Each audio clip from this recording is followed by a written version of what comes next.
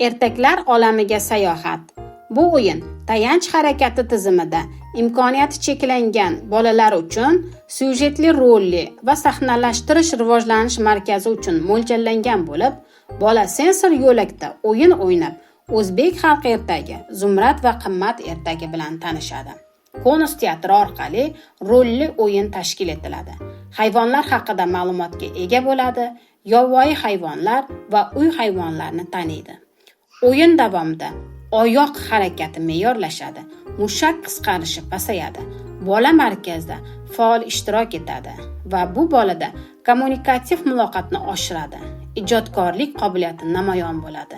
Guruhda o'zaro hurmat hissi rivojlanadi. O'yindan ko'zlangan maqsad: biz kuchlimiz, biz birgamiz.